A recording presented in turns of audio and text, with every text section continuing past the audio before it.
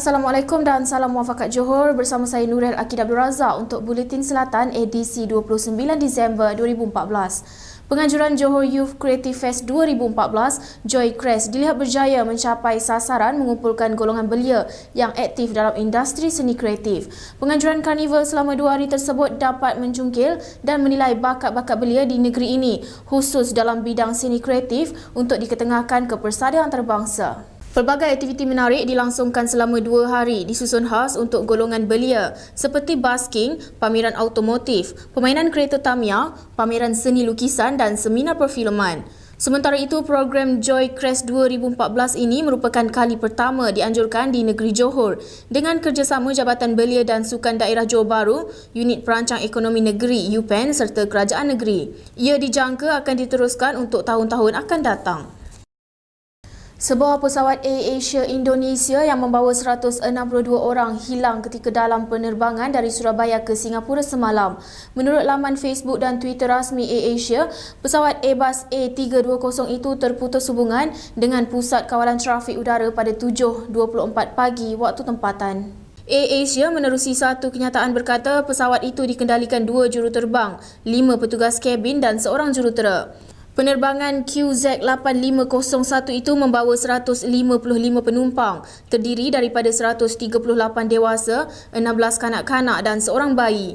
Mereka yang menaiki pesawat menggunakan kod pendaftaran PKAXC itu terdiri daripada 156 rakyat Indonesia, 3 Korea, 1 Singapura, 1 Malaysia dan 1 Perancis. Kenyataan itu berkata pesawat terbabit yang menggunakan laluan penerbangan dirancang, kemudian memohon membuat lencongan berikutan cuaca buruk sebelum terputus hubungan ketika berada dalam kawasan Pusat Kawalan Trafik Udara Indonesia. Ia berlepas dari lapangan terbang antarabangsa Juanda di Surabaya pada 5.35 pagi waktu tempatan. Kali terakhir pesawat itu menjalani penyelenggaraan berjadual adalah pada 16 November 2014. Kementerian Pendidikan bersetuju untuk menangguhkan permulaan sesi persekolahan 2015 di seluruh negara selama seminggu berikutan banjir yang melanda beberapa negeri di Semenanjung sekarang. Timbalan Perdana Menteri Tan Sri Muhyiddin Yassin yang juga Menteri Pendidikan berkata dengan penangguhan itu, tarikh baru sesi permulaan persekolahan tahun depan bagi negeri Kedah, Kelantan, Terengganu dan Johor adalah pada 11 Januari, manakala bagi negeri-negeri lain akan bermula pada 12 Januari.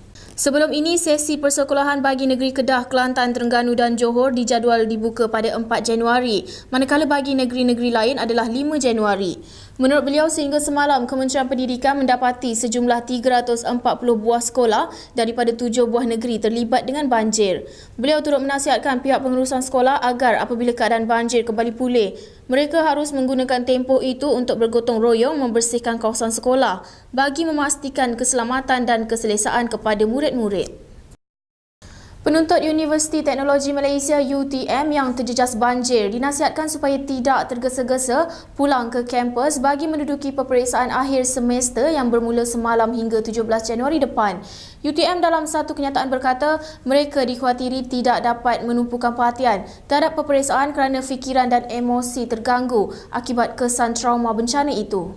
Menurut kenyataan itu, banyak kemusnahan harta benda berlaku termasuk kehilangan tempat tinggal apabila rumah mereka musnah dihanyutkan arus yang boleh meninggalkan kesan mendalam terhadap pelajar. Berikutan itu, UTM akan mengadakan peperiksaan khas bagi mereka yang terjejas banjir dari 22 Februari hingga 5 Mac depan. Mereka yang terjejas diminta menghubungi bilik gerakan UTM yang beroperasi 24 jam di talian 07 553 0014 atau 07 553 0015 atau menerusi khidmat pesanan ringkas SMS di talian 019 74979939 atau 0197355577 untuk pelajar separuh masa UTM dengan mengemukakan maklumat beserta nama, nombor kad pengenalan dan kursus atau subjek yang terlibat. Polis Johor berjaya mengutip saman trafik tertunggak warga asing berjumlah 99,450 melibatkan 555 warga asing sejak operasi dilancarkan baru-baru ini. Ketua Polis Johor Datuk Muhammad Mohtar Muhammad Syarif berkata bagi tempoh 2000 sehingga 2013, lebih 300,000 saman trafik dikeluarkan terhadap warga asing di negeri ini. Menurut beliau, warga asing boleh membuat semakan di kaunter atau melalui telefon untuk mengetahui status mereka. Sementara itu, Datuk Muhammad Mohtar telah mengarahkan pasukan polis meningkatkan lagi rondaan, terutamanya di kawasan kediaman yang terjejas banjir. Sekian sahaja edisi Buletin Selatan untuk hari ini. Terus layari kami di www.tvselatan.com.my untuk paparan berita yang terkini. Salam takzim.